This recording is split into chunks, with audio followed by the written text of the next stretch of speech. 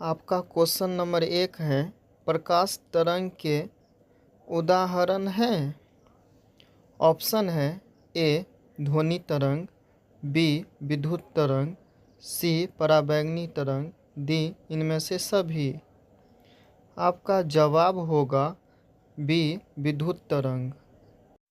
आपका सवाल नंबर 2 है, समतल दर्पण द्वारा बना प्रतिबिंब होता है। आपका ऑप्शन है ए वास्तविक, बी काल्पनिक, सी ए और बी दोनों, डी इनमें से कोई नहीं। आपका सही जवाब होगा बी काल्पनिक। आपका क्वेश्चन नंबर 3 है, किसी समतल दर्पण द्वारा आवर्धन होता है। ऑप्शन है ए +1, बी -1, सी 0, डी इसमें से कोई नहीं। आपका सही जवाब होगा ऑप्शन ए +1। आपका सवाल नंबर 4 है, समतल दर्पण की फोकस दूरी होती है। आपका ऑप्शन है ए अनंत पर, बी 0, सी 100 सेंटीमीटर, डी 50 सेंटीमीटर। आपका सही जवाब होगा ए अनंत पर। आपका क्वेश्चन नंबर 5 है, उत्तल दर्पण में बना काल्पनिक प्रतिबिंब होता है।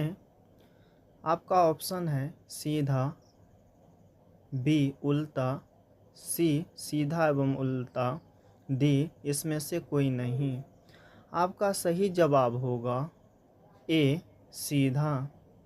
आपका क्वेश्चन नंबर 6 है, निर्गत किरण एवं अभिलंब के बीच के कोण को कहते हैं। आपका ऑप्शन है ए आपतन कोण, बी परावर्तन कोण, सी निर्गत कोण, डी कोई नहीं।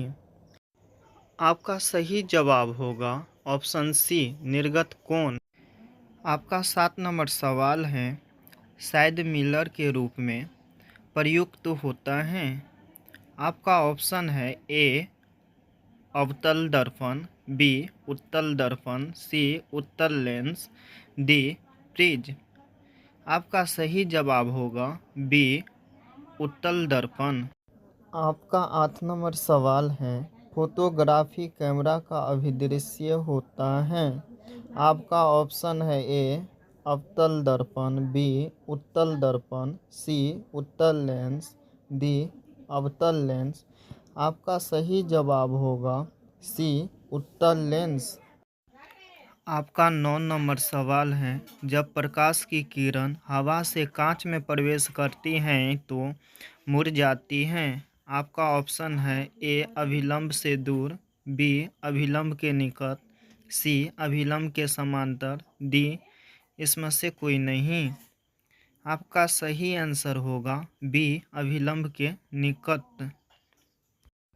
आपका 10 नंबर सवाल है, प्रकाश के परावर्तन के कितने नियम हैं। आपका ऑप्शन है ए 1, बी 2, सी 3, डी 4। आपका सही आंसर होगा बी 2।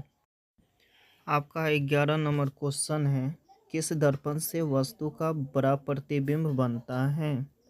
आपका ऑप्शन है ए समतल, बी उत्तल, सी अवतल, डी इनमें से कोई नहीं। आपका सही उत्तर है, आपका सही जवाब होगा सी अवतल।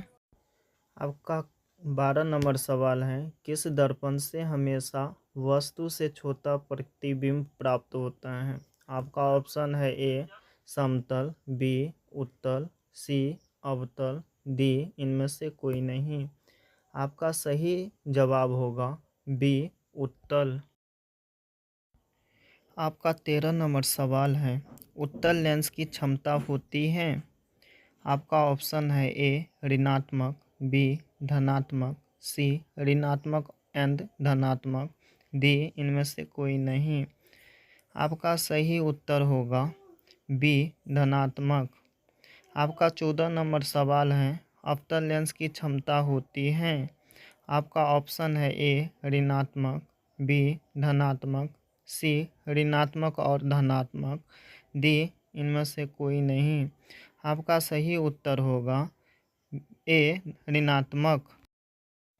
आपका 15 नंबर सवाल है, प्रकाश के किरणों के समूह को कहते हैं। आपका ऑप्शन है ए प्रकाश स्रोत, बी किरण पुंज, सी प्रदीप, डी इसमें सभी। आपका सही जवाब होगा बी किरण पुंज। आपका 16 नंबर सवाल है, प्रकाश की किरणों का पथ दर्शाने वाले चित्रों को कहा जाता है।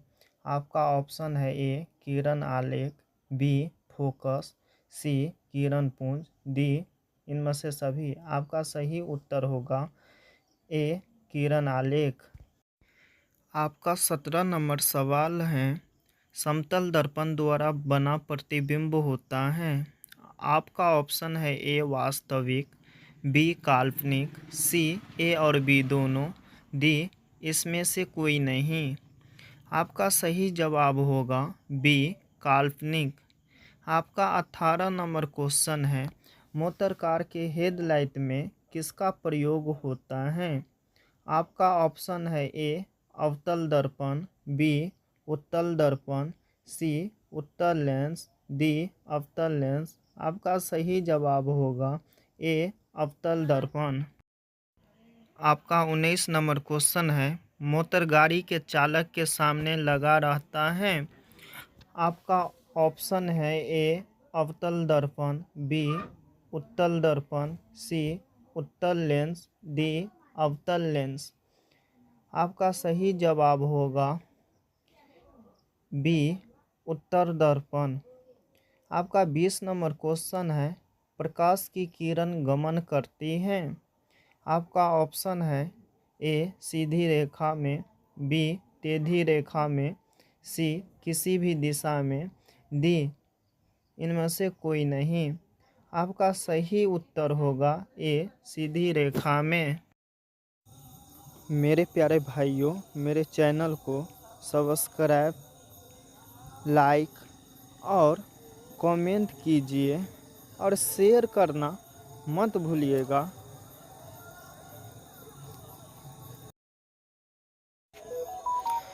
आपका 21 नंबर क्वेश्चन है, अवतल दर्पण की फोकस दूरी होती है।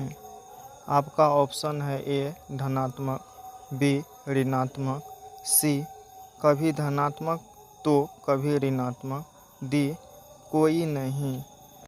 आपका सही आंसर होगा बी ऋणात्मक। दोस्तों, ये 22 नंबर क्वेश्चन आप लोगों के लिए हैं।